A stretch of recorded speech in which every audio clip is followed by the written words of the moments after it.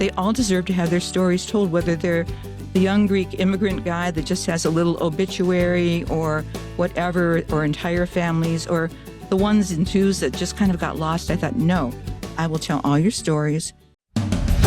Stories That Live in Us is a podcast that inspires you to form deep connections with your family, past, present, and future. I'm Krista Cowan, known online as the Barefoot Genealogist. I've spent my whole life discovering the power of family history, and I know that sharing the stories that live in you can change everything. My guest today is a woman named Natalie Zett. Natalie is not a traditional genealogist. She has a master's degree in theology. She was in journalism as her career. She comes from not just a strong journalistic background educationally, but also in her family tree. And when she discovered an aunt who had died in a very unknown tragedy, she became obsessed with this particular tragedy, so much so that she started a podcast and written a book about all of the people that died on the Chicago River in this particular boat crash. And so today she's going to tell us a little bit about how she made the discovery of this tragedy and then what she's doing to make sure that the stories of those victims are told. I hope you'll enjoy my conversation with Natalie Zett. Well, tell me about you.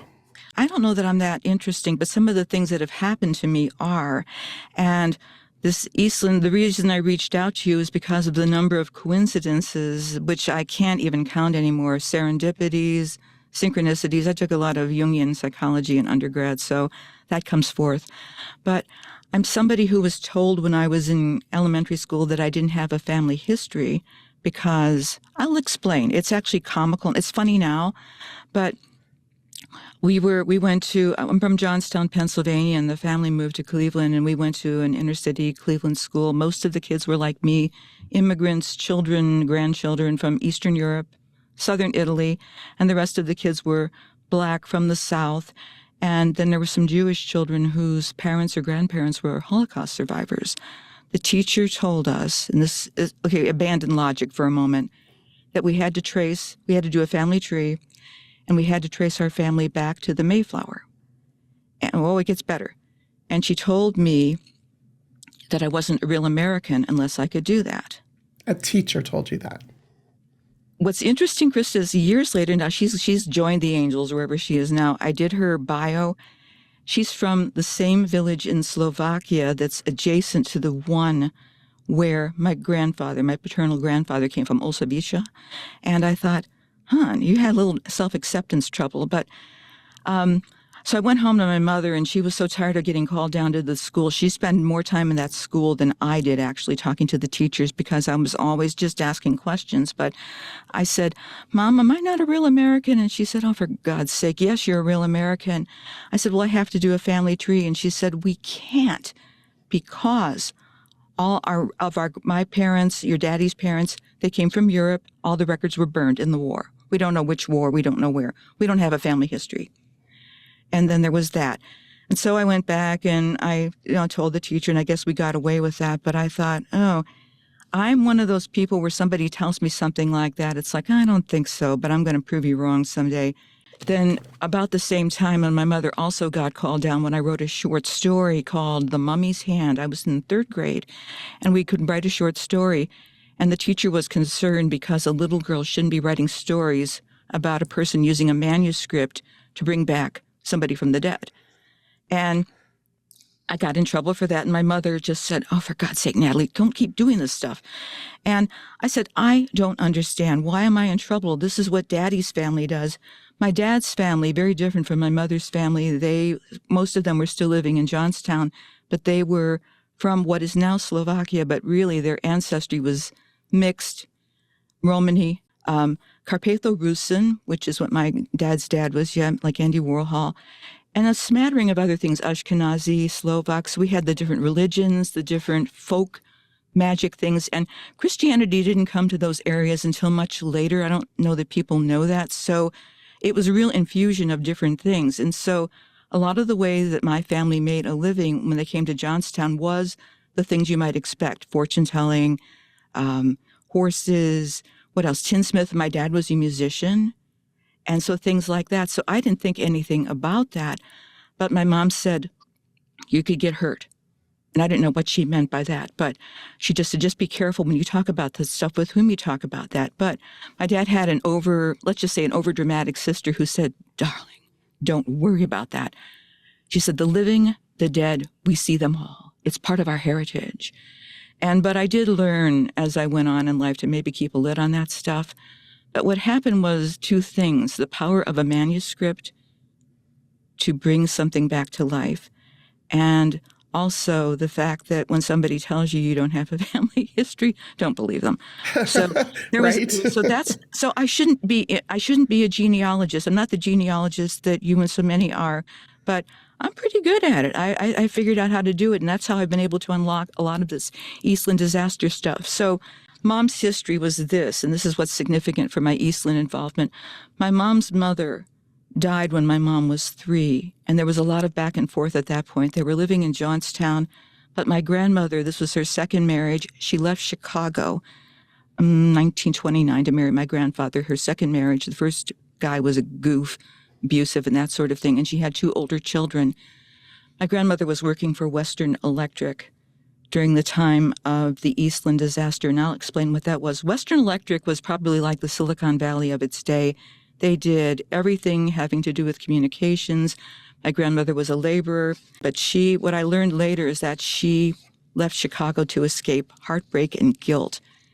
So she was pregnant with her first little girl. She already had a child, and she was supposed to go on this excursion across Lake Michigan. Every year, Western Electric had a big excursion thing going for its employees. So all these, I think about 7,000 people showed up at the docks down, if you know Chicago, between Clark and LaSalle. You can't fit in there now, but that time it was just, massive, big deal. Everybody's all dressed up.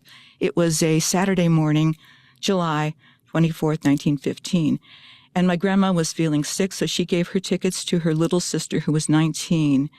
And she said, you go on it, Martha. I don't feel well. So Martha and her girlfriend left. They were living in South Lawndale area, now known as Little Village now. They got on the streetcar, went down, got on. And the Eastland already had a troubled history of listing, meaning it would go back and forth and back and forth. They had some close calls earlier, and the thing rolled. Within 7 minutes, all these people were just plunged to one side, right near the dock, too. That's what's so crazy. Some people were able to just walk away if they were up, above. But a lot of the girls who were all, dressed up and everything, they went down below because it was raining. They didn't want to get messed up and things like that. So my 19-year-old aunt was one of the casualties of this thing. And so that's where that started. And my grandmother blamed herself. Were you raised knowing about your Aunt Martha at all? Like, did you even know she existed? I would not have known. The little baby that my grandmother was pregnant with, she was born, grew up in Chicago, and she became a reporter for the Chicago Daily News and a few other things. And I was not close to my mother's family. I mean, I love my dad's family, but with very good reasons. What I knew of my mother's family, my grandfather, her dad and his family. I love my granddad, but the rest of them, ugh. And I didn't want to know anything about them. So I didn't know I knew I had a grandmother. I knew I had an aunt that was killed on a ferry boat accident. But no, it was 1997, my Aunt Pearl, the oldest, the little baby, is now in her 80s, and she decided she needed to write this family history. No one cared about it. And she was talking to my mother, and she said, give it to Natalie. I was in St. Paul. I had graduated from Luther Seminary a few years before and got a job in IT, because when you graduate from Hogwarts, what do? You got to get something, normal. So I was working and as still a journalist. And I got this thing a year after my dad died. My Aunt Pearl sent this thing to me, and I thought she was dead, for one thing. And she said, I bet you're surprised to hear from me. I thought, God, no kidding. And then I started opening this thing up. I didn't know who any of these people were. And backtracking a little bit, Krista, I had been to Chicago a number of times. One of my closest friends, who's turned out actually to be a second cousin, we didn't know that either. Thank you, Ancestry. She took me through, and every time I go to Chicago, I thought, God, this seems familiar. Even my moves, I ended up following in the footsteps of my Aunt Martha, without knowing it. And it gets more convoluted, but that's where this thing started. And I was a journalist, so I certainly knew how to research. Didn't know a whole heck of a lot about doing genealogy, but my Aunt Pearl said, well, forgive me, Krista, but she said, the Mormons have this thing called on the computer, it's called Family Search. I think you should look that up. They might be able to help. So she was ahead of me, even in her 80s. And I said, okay, but Krista, I had no clue. I was like all thumbs. So I just started looking, and I thought, and I looked at the movements through this document. One of the other significant things is that family, my great-great-grandmother and her children, so the part of them went off to Chicago. This part stayed only about an hour and a half from where I had moved. When I first came up here, everything seemed familiar, and it was so far removed from Johnstown or Cleveland, Ann Arbor, where I went to school, or Detroit, where I lived. There was nothing like it, yet I knew it. And it was just this feeling of, this is where I belong. Yep, they'll carry me out in the box here. And so that was going on. And so had Pearl, the manuscript, like the mummy's hand, brought it back to life. And then when I realized that it wasn't known, I thought, what the heck? So I just started writing articles about her, and they got attention from the Minneapolis Star-Tribune and things like that. But I didn't want attention from me. I thought, this is wrong. Just because we're of this class of people and no one was famous or careening into an iceberg. No, I thought, if I don't stand up for them, I'm not sure who's going to do that. And there were people that were and are, but the focus is always on the weapon of murder, the ship. My focus is on who were these people, or rather I would say, who are you? What was the moment that you realized that, was it was in the manuscript that Pearl was telling you about this family history, but when did Martha become a real person for you? When I opened the manuscript, thank you for that. When I opened the manuscript, a little newspaper clipping fell out, and I grabbed it, and it was cut off. It was from the Chicago Herald, July 25th, 1915. There was a row of, I think three photos below. Circled was Martha Pfeiffer. And I looked and I thought, that's my grandmother's last name, her maiden name. That's where it started. And I put this in my book because I made my book fiction because no one's going to believe this stuff actually happened the way it did. But I swear that I had seen her before earlier in my life. And I remember when we were a little watching The Wizard of Oz or something, and there was a woman coming in and out. And I thought, who is that? And, like my mom said, oh, come on, you quit making stuff up. I said, I'm not. But again, given my family history on my dad's side, my dad's history actually helped me quickly connect. I thought, I know what's going on here. I don't want this to be happening, but I know because of my experience and because of being related to these people, I knew what was happening. And I thought, oh, not now, not a year after my dad died, not all this stuff. And I started putting together a family tree because that wasn't so successful in third grade. But then I would also, my journalist rationalist side would just put all this stuff together, and then I would just break down and cry. I thought, how can I go, well, not half my life, but how can I go all these years not know this? And I knew her. It was just something that I can't explain to you. And I thought, whatever it takes, I'm going to make sure people know about you. And I had no idea what I meant. And I thought, oh, crap, I'm going to become my father's my father's people. I'm going to be one of those people. But I'm not going to read anyone's palm or anything like that. But that's how that started. Did I explain that in a way that makes sense? Yeah, absolutely. And, yeah. But I didn't you know know. what? I completely believe that. Like I've had enough experiences myself. The more you get involved in family history, the more you realize that some of us that are drawn to it because we know those people, because they are present for us. And we want to make sure that their stories are told. So you'd had this experience as a child. You mentioned you were following in her footsteps without even knowing it. But then you open that manuscript, that article falls out. You recognized the surname. When was it you realized exactly who she was and how she was related to you? Intellectually right away, but emotionally, I was like, Jello. I could not wrap my mind around it. And then I couldn't really talk to anybody about it because it's like, but also it was my mother's history. And there wasn't much on the internet, but then all of a sudden this wonderful website, it's long gone now, popped up with all this history. And it was a woman who just loved the stuff. She was not related to anybody. And I printed the stuff out and I looked at it and I kept trying to take it in. And I sent it to my mother because it was her history. She knew nothing about her mother. And I always felt so bad that she didn't have a mom, and she was such a good mom to us. And I said, "Mom, this is who your people are." And she couldn't take it in. She was very, she also is just, it's so emotional. And I thought, how can I have this much of my family history not present and not know about it and yet still follow these people, move to where they moved? I've met plenty of relatives in Wisconsin in that small village where the people, my great-great-grandmother settled. They had all the history. They knew it. They even had a book for the town of 1,000 people. I thought all small towns in Wisconsin came with books, but and I was related to all these people. And so, Krista, I grew up thinking I was a small family with very few people, and we're weird on that side, but who cares? I had to expand, and I wasn't ready. I'm still grieving my father. But you know what? Ready or not, I had to move. And I also thought, my God, anybody who would have known her in 1997, 98 would be dead, except her youngest brother was still alive. And he lived up in Winter, Wisconsin, near Hayward, Wisconsin, if you know where that is. Mm-hmm. He married an indigenous woman. And so he was actually he was part of the Dillinger thing in Chicago. We don't talk much about that, but he had to get out of Chicago very quickly at one point, and he settled down. So, yeah, we had some wild people in the family, but sounds like it. But I tried to talk to him, but he was just not in a state where he could. And then I kept going down to Chicago and spending time with Aunt Pearl. She was hopefully what I can become at some point. She opened the door, and we'd stay up all night. She was in her 80s. We'd stay up all night. She's living in Hometown, which is right outside. It was one of those places that was built for the returning GIs during World War II. They built it up. Small house, small, humble house.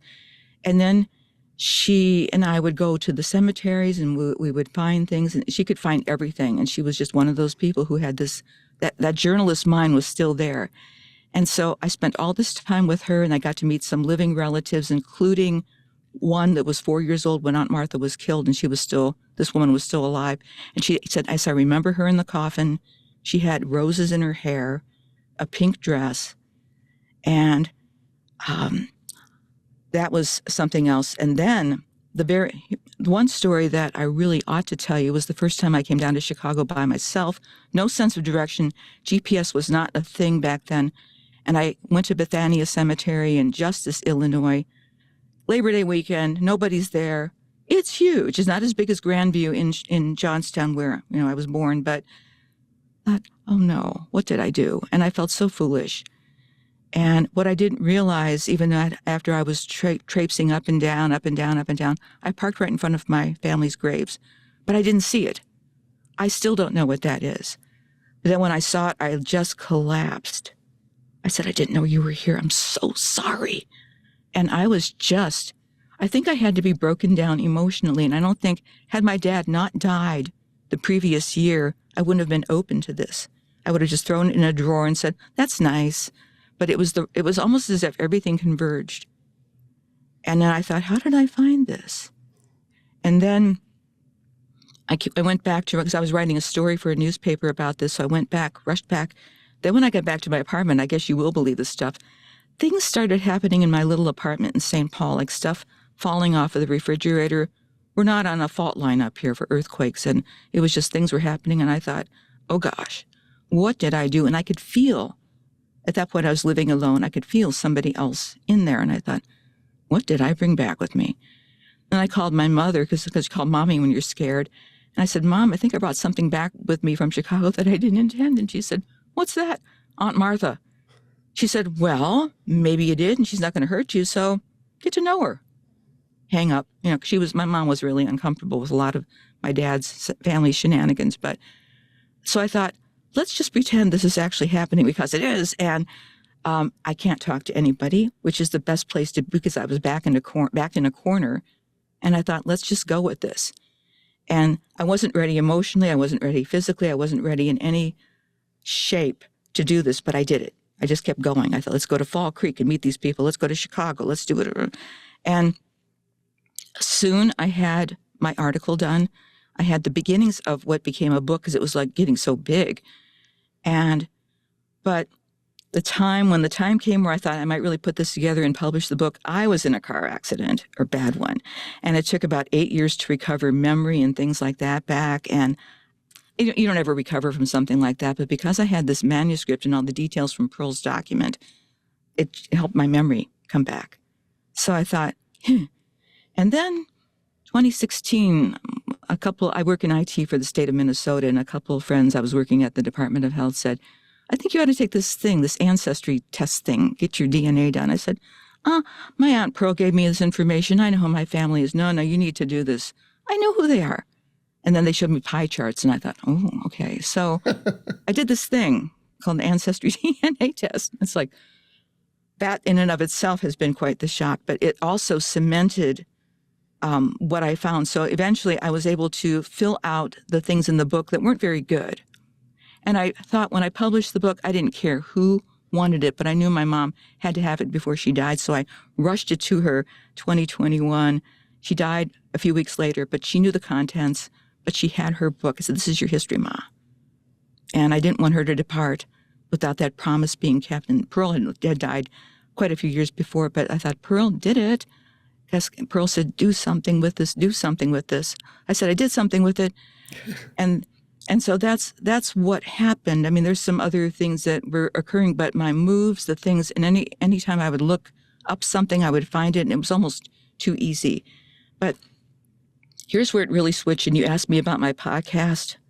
I thought I was done with this because I had to do the audiobook, and that, if anybody's ever done an audiobook, that will bring you to your knees. It was really tough. I had to do everything from scratch during the pandemic, and I did it.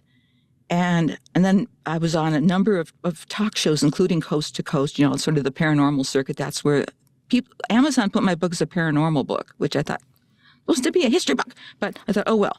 But I really did not care. I thought this needs to hit whoever it hits. I'm not doing this for my ego. I'm doing this because I kept a promise. That's all there was to it. And I thought, I will take care of you and your history. You don't have to take care of me. I know how to do that. And people when I was on these shows, they were asking me questions like you are. And I thought, I never thought of that. And I thought, so I have the microphone, did the frickin' book. I thought, well, okay, I'll just do a podcast and answer these things. In October of last year, maybe, I thought I had a sing-song voice in my head. And I thought, when that happens, it's not going to leave me alone. It said, you've got to expand this world. There's more to it than this. You've got to expand the world of Chicago in 1915. And I thought, oh, no. But I did. I started looking on Google Books, and I found a court document from, I think, 1934 about a family, the estate of a family of two brothers who were killed and on the Eastland. And they were still trying to settle some things. But it was the surname, Ristow. I'd seen that in my list of DNA matches. So I thought, oh, Lord. And then I began to do more and more research on different people, finding things. And I would look there's certain places where I would expect to find information about them. There was nothing. So I realized if I didn't tell their stories, given the time, given the stuff is buried in Google Books and Half the Trust and weird documents, I have a list of weird places. And eBay, I found an auction item on eBay that was going for $500, and I was able to talk them way down out of that. A letter from a doctor who was a witness who wrote to another man who was there.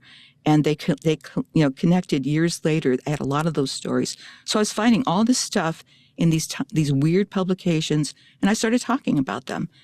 And I thought, wow. And my thing was, I didn't want to get to know them. I would say, I want to know you. Guide me. They have complied. And so each week I come up with something that I don't even know what's going to happen. I do all the research. And I always say to folks, look, this is my research project for the week. I'm liable to make mistakes. I'm just that kind of person. But I said, they've waited long enough. The institutions that have been kind of trusted with their history have not done the best job with it.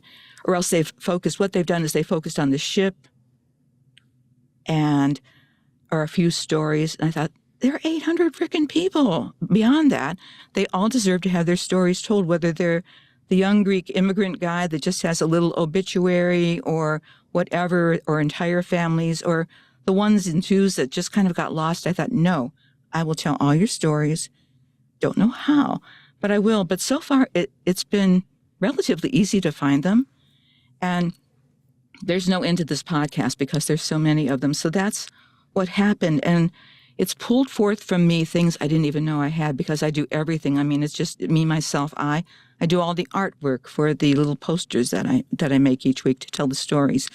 And I'm just a graphic designer. I'm actually a terrible artist, but I'm a really good graphic designer. And I worked for corporate doing some of that stuff. And I thought, let's, parlay that into this. I do the audio, I do the writing, and I just want to make sure those stories are out there. And I got some good news from one of our local institutions here. It hasn't happened yet. They want all of my stuff, so at least it can be preserved. And I'll be so grateful to have that done, because it's a lot of work. I've done a lot of documentation. And the ghost of Elizabeth Shown Mills, I know she's still alive, but it's just like I hear source citations. So it's like I'm being on sources cite. And it's important because, Krista, a lot of what I found, it wasn't source cited. So I say I can't use that. And I bring that up each week because it's like, you know what? Yeah, I am into some of the people would call the woo stuff. But boy, when I document something, it's like OCD anal. I mean, it's like, I'm going to make sure that this is documented within an inch of its life, because they deserve nothing less. And they've had so little, I think, because of who they were. So there's this just really interesting thing that happens, and I think it happens to a lot of people. And you've laid it out really beautifully, because I think probably because of the way that your journalist brain works, that you had this personal connection. Martha was a presence in your life. You wanted to know and tell her story, which led you to the family story. Mm-hmm. But it also led you to this Eastland disaster. And the convergence of those two things, I think, is, again, something that happens to a lot of people. Mm-hmm. And it's not always about a disaster, but sometimes it's about a community, or it's about a historical moment, or like there's something that connects us to more mm-hmm. people. And the fact that, I love that your mom, like I just have so much empathy for your mom, and mm-hmm. that feeling of, feeling like we had no family, telling you that, passing that perception along, but then you just kind of busting that wide open and being able to then gratefully go back to her and share that with her before she passed over. But this presence of Aunt Martha, I'm just so fascinated by her. And my next question, I guess, is like, has she continued to be a presence in your life through this whole experience, or was it just enough to be the catalyst to get you started? She's always here. I mean, it's like we went, my partner is an artist, a fairly well-known artist, and we went to the grave site together after she and I got together. And we did one of those rubbings, with the stone, and brought it back, framed it, and we were standing there saying, gosh, I wish we had done that a little darker and it could look so much better. And as we were watching it, she said, is it my imagination, or is that thing getting darker? I said, no, I don't think it is. I think it's actually, so Aunt Martha colors. She's with us. No, she's very much, I think, with us. And even, I know it was difficult for my sister to kind of wrap her mind around all this, because she's really not the partaking of this firsthand. She's in Ohio. But now she talks about her too. She goes, well, she talks about her as if she has made her acquaintance and things like that. I think it was so overwhelming for her emotionally, and I allow her journey, because coming to this stuff is different for everybody. But yeah, she's always here. And I think Krista, she's the one that said, you can't stop with me. And my mother would say that too. If she were alive, she'd say, Natalie, it's not just about us, you have to take care of everybody. And it's like, yeah. And that's kind of where I was headed with that. So I'm glad that that's where that landed, which is your Aunt Martha was this bridge for you to your family, but she's mm-hmm. also become this bridge to you to this group of people that she, had this connection to. And so as you've started uncovering these stories then from the Eastland, you mentioned some familiar surnames. Obviously, because it was a group of people who worked together, I'm sure there were family members and a community of people. So there's going to be a lot of connections in that mm-hmm. community. But is there a particular story or person so far that has mm-hmm. just really impacted you? One that's, I think they all have, I mean, they're all my favorite children at this point, but there's one that, well, there's quite a few that I didn't expect that I'd ever find. They're not on anybody's radar. That's the most chilling thing of this. They were nowhere. Was there no list of total casualties?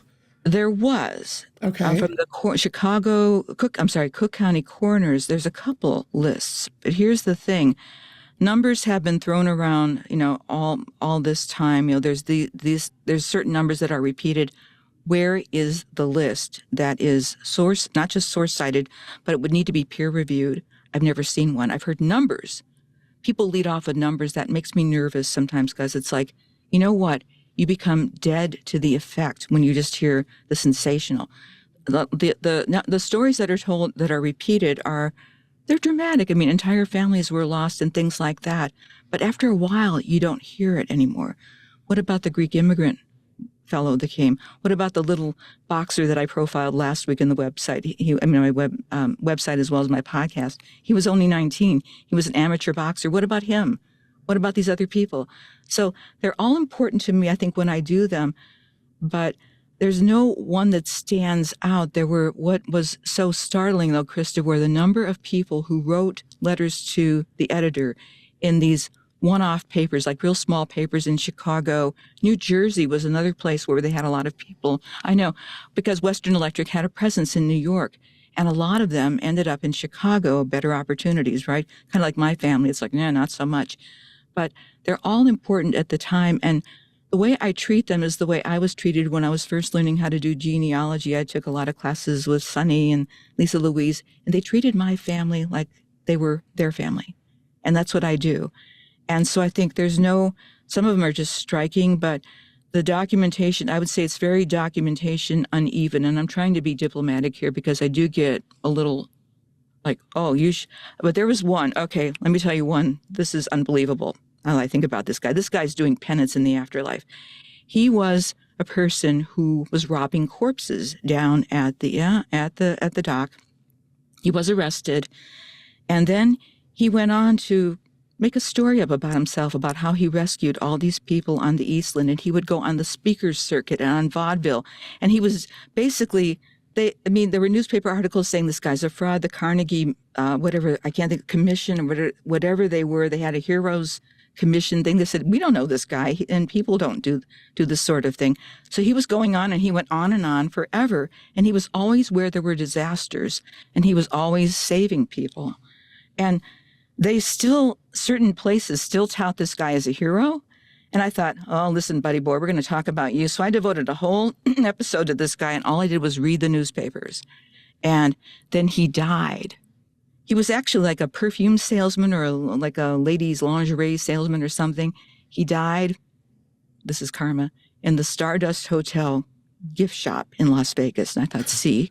But what I did was I thought, listen, we're going to tell your story, and you're an example of what's happened to the Eastland. There's been a lot of, if not outright con artists, people that are sloppy in their work about this.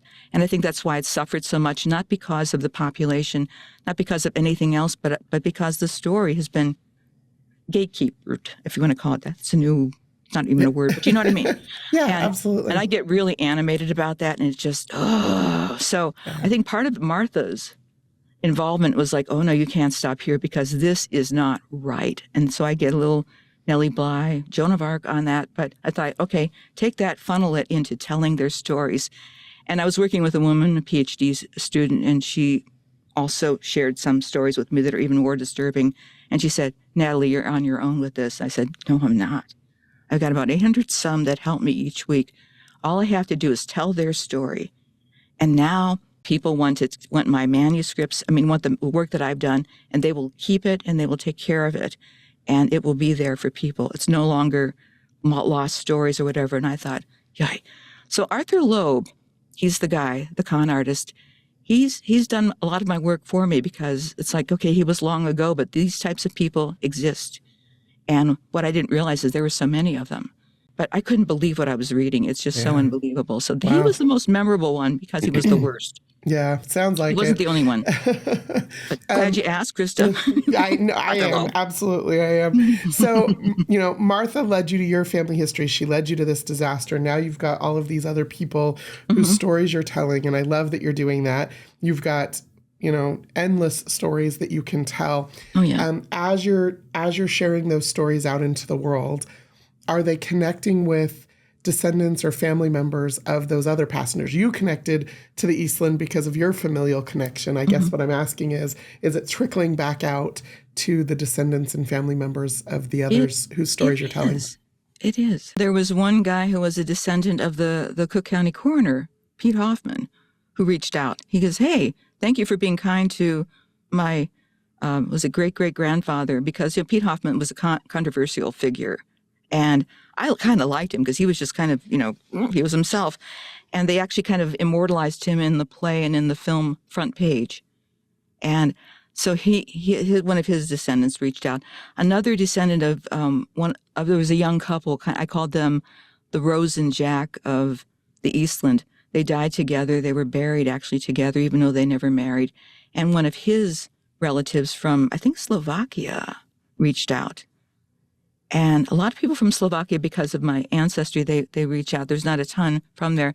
And there was a woman who wrote an article in the Chicago Genealogical Society's, one of their magazines a few years ago. I finally reached her, asked permission to tell the story. And she said, "Oh, yeah, let me give you these photos." And so she gave me photos of her, I think it was her granddad who was a rescuer, but he never talked about it. But he got one of the stars that the coroner was handing out. So not a ton. But I don't expect that with podcasts. For the most part, people don't reach out all the time. For someone like you, who already has, let's just say, quite a presence, you are a presence and you've done so much good work in this. Of course you would. But me, it's like, I'm just this person who does this. But the beautiful thing of a podcast, unlike a book, unlike anything else, it can go anywhere. I've got a huge fan base. Let's see, I did a whole thing on the Lithuanians in Chicago, and I got a rock group to give in Lithuania, a current rock group, to give me some of their music. So I opened with their music, and they were happy to share it with me. And said, "Oh yeah, sure." And then I butchered Lithuanian language when I was trying to read it. I said, "I apologize for the entire country of Lithuania for what I'm about to do," but they thought it was fun, and so I got a lot of fans there and in Finland and a lot overseas, which surprises me. Australia, Canada, and different places. So again, I never expect much to happen. I just expect that I will do a good job, and I expect that I will honor these people. If anybody cares, great. And really, when it comes to people pleasing, I'm not really good at it anyway in a given moment. So I just want to do what's right. And I think until somebody else comes along, I'm probably the best one to do it because I have it's a drive. I mean, you wouldn't do this on your own unless you were, but this is just like, this is so wrong. And again, I do have a thing about justice. Some of my early articles were, let's just say, taking on things that were happening in other milieus. And I thought, oh, I'm going to end this. But I've mellowed out a little bit, but not that much. And I just thought, no, this will be righted. The ship will be righted. The stories will be told. That's why I like the title of your podcast, too. It's like, yes. And I believe in the power of the story, Krista, to write anything. And I also let the dead speak. I don't editorialize very much. I'll just say, here's the article, draw your own conclusions. This is how they spoke in 1915. And I pulled out all the newspapers from that time, too. There was a trade journal of newspapers. They had about 10, 15 newspapers that gave their accounts of all these people and what they did, how they got the story, how they told the story, how they tried to scoop each other. It's crazy, and it's just that kind of thing. And like I said last week, I did a whole thing on amateur boxing and found out that there were women boxers in 1915, too. So I bring the greater history of 1915 in, the progressive era that was coming in, the labor strifes. There was a lot of stuff going on there that's kind of similar to what happens later on in history. So when you know it's happened before, you can put your own time in context. So long answer to your very short question. But that's kind of what's happened. That's how it's evolved. Yeah, well, it sounds like it's been a beautiful evolution from your, days in grade school to your manuscript from Aunt Pearl to the presence that is Aunt Martha and these stories that you are compelled to tell, but I think you are compelled to tell because you are the person to tell them. And Thank you so much for the time to get to know you a little bit and see a peek Vice into versa. your world and the world of the Eastland. Before I let you go, I would just love to know, you're only really a few years into telling these stories. What is your hope for the future? To keep going, you get better too as you go along. I mean, listen to my earlier podcast and it's like, oh, well, but you know what? Don't worry about perfection if anybody wants to start something like this. And when I taught writing, I would say, look, it's constant course correction. I taught writing at the Loft Literary Center in Minneapolis. And I think just to get better and to get more in tune and to to always listen. It's like, who wants to be profiled this week? Oh, okay, here you go. Let's go to this weird publication. Oh, look at that. And not ever put a barrier up for myself and don't be a gatekeeper. And I'm very generous. And I always like to instruct people how I get this information. The Eastland suffered from kind of lack of transparency. It's like, this is how I'm getting this. You can do it too, if you want. And so there is magic, but that's not the magic part. The magic part is the listening, I think, to the departed souls. So I just hope to keep on as long as I can. There's a lot of people, Krista, more than I thought. And thank you for giving me this opportunity. It is an honor to meet you after all this time. It's like, I'm talking to you. Oh my gosh. I mean, and deep respect for all you've done for the genealogical community. And people at the University of Minnesota know you too, by the way. Oh, wow. You are beyond genealogy. Your borders too expand. So, well, stories are so important. Much. People's stories are important. I know. You know, I think maybe my heart about that. And so thank you for letting me hear a little bit about your heart for that, because I think together we will make sure that the stories that need to be told will be told, and we can then model that for so many others to go out and find the stories that they are the ones to tell. Thank you. Thank you, Krista.